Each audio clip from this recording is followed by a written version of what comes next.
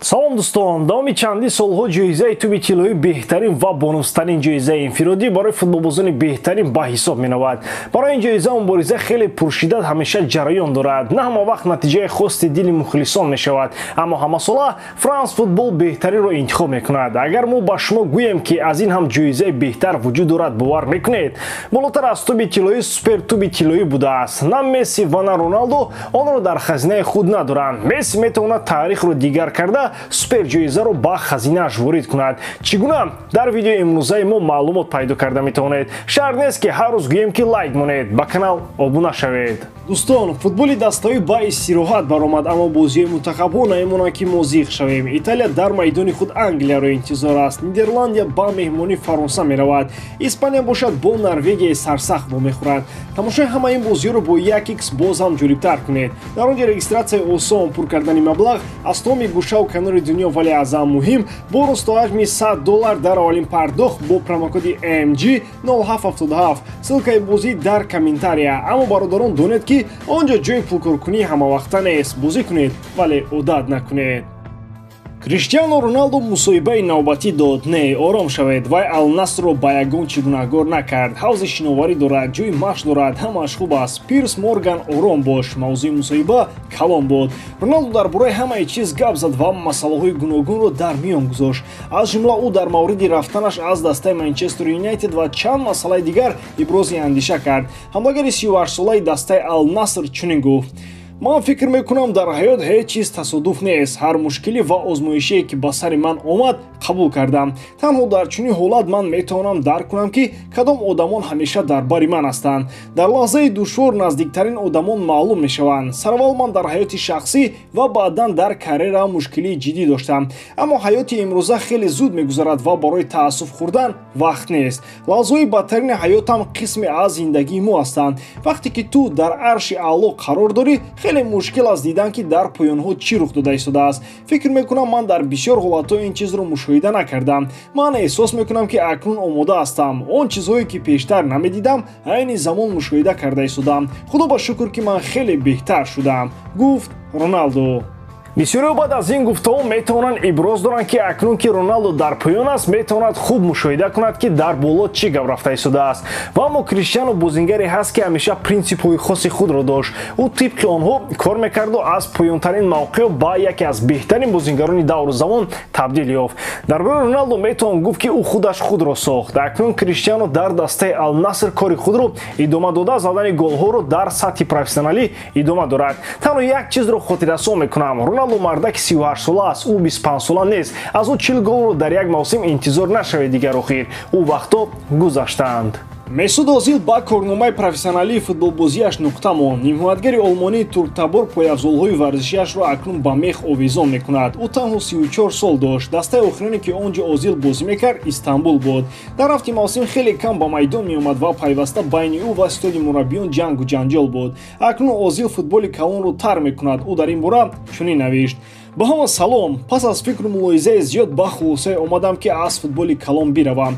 Боиси ифтихори ман аст ки давоми 17 сол ман дар сатҳи профессионалӣ бозӣ кардам. Барои чунин имконият ман изҳори ташаккур мекунам. Аммо дар ҳафтаҳо ва моҳҳои охир осебҳои пайваста ва мушкилиҳо дар бозӣ маро водор карданд то ба чунин хулоса оям. Ин саёҳати афсонавӣ пур аз эҳсосот ва аҷоибот буд. Мехоҳам ҳамаи дастаҳои худро миннатдорӣ кунам. Шалке, Вердер, Реал Мадрид, Арсенал, Фенербахче ва Истанбул, ба ҳамаи шумо ташаккур, ки дар ҳаяти худ барои ман ҷо пайдо намудед.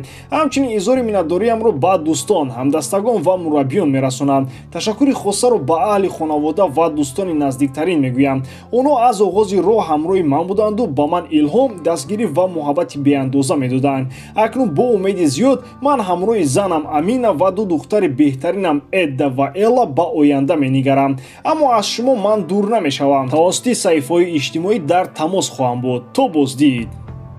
месуд корномаашро дар шалке оғоз кард, пас он ӯ ба верде рафт. Дастаи навбатиаш реал мадрид шуд. Дар мадрид футболбози олмонӣ ба ситораи тобон мубаддал шуду мухлисон хеле дӯсташ медоштанд. ҳатто дар охирин рӯзои ӯ дар Бернабеу бо плакатҳои Перес Озилро нафурӯш ба бозиҳо меомаданд. пас аз реал месуд ба арсенал рафт. онҷо ҳам бозиҳои намоён дошт, аммо ба пуррагӣ потенсиали худро накушод. баъдан ба чемпионати Туркия рафта корномаи худро акнун дар синни 34-солагӣ ба итмом расонад.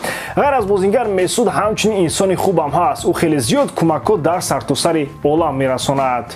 виктор осимхен талабгори нав пайдо кард ки хеле ҷиддӣ аст. гап дар мавриди дастаи псж меравад. парижиҳо дар хати ҳуҷуми марказ ҳамлагари нав ҷустуҷӯ доранд. тобистони соли ҷорӣ луиш кампуш директори варзишии дастаи шаҳри париж мехоҳад аз неапл ҳамлагари нигериягиро ба париж орад. муҳим нест ки неаполитянҳо чанд қадар пул мегӯянд. псж омодааст то барои қавӣ гардонидани хати ҳамлаи марказ пули калонро сарф кунад.